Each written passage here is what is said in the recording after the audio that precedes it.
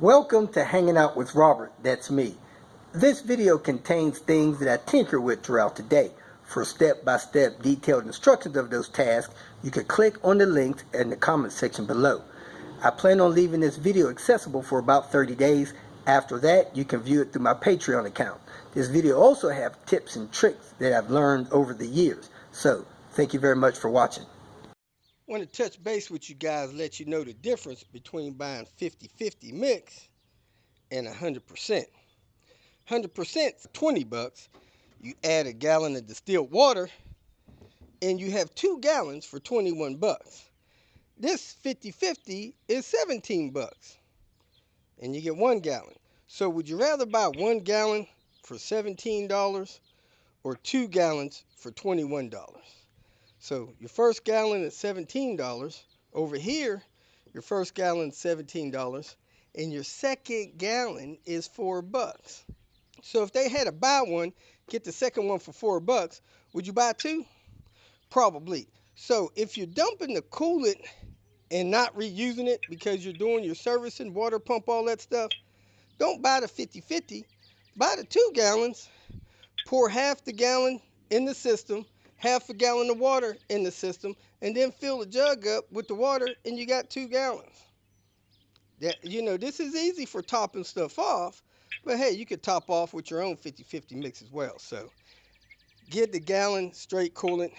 Heck, you can get it probably a gallon of straight coolant from Volvo for 24 bucks, and you got 2 gallons for 25, which is still cheaper than 1 gallon for 17. So do what you want to do. That's how I do it.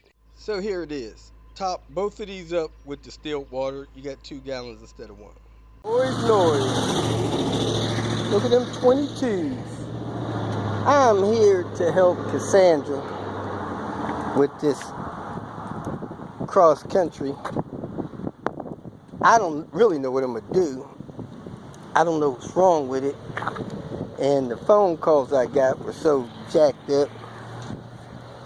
I thought the car was a sedan and thought it was white. That's the bad information I kept getting. Anyway, we're going to see what's going on with it, see if we can help with anything. And I think she said she got an ignition problem. You can see there. She's starting it from the passenger side, so I don't know what's going on. Let's check it out. The first for me. Like the hatch raised up in the air, but it looks right down there. Well, it's a little hot down there, but man, it ain't even don't look like it was wrecked. Maybe this is a replacement door. Roof racks taped up, hood banged up, bumpers banged up, and nobody's coming out to see me what's going on. So I'll wait here a few more minutes, see if she comes out. All right, this little cross country's got a lot going on. Coolant bottles gone, cap's got a crack, spring seats are torn out both sides. This light's not on right. Somebody forgot to catch that tab behind the fender. No big deal. Tube broken. Other spring seat broken. Battery clip missing. Somebody brought up here for some reason. Most of the vacuum lines are rotted out on it. All of the coolant hoses are old, need to be replaced. The mount up here is worn out. It looks like the front engine mount's fine. Car's having some drivability issues. She put 2 tires on the front, left the old tires on the back, or vice versa. You cannot replace 2 tires with this all-wheel drive system intact.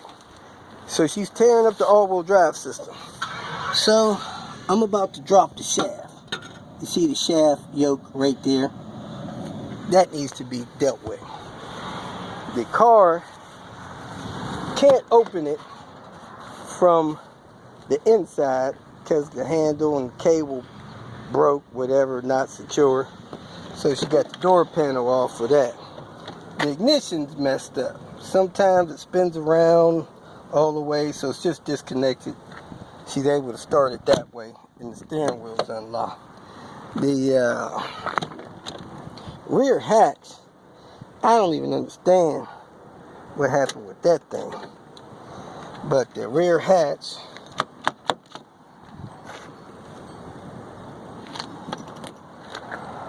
is buckled up somehow. So that's letting water in there. This car needs a rear hatch. The hood's dented, needs a hood. Some other things, we wrote down some notes. Bumpers destroyed.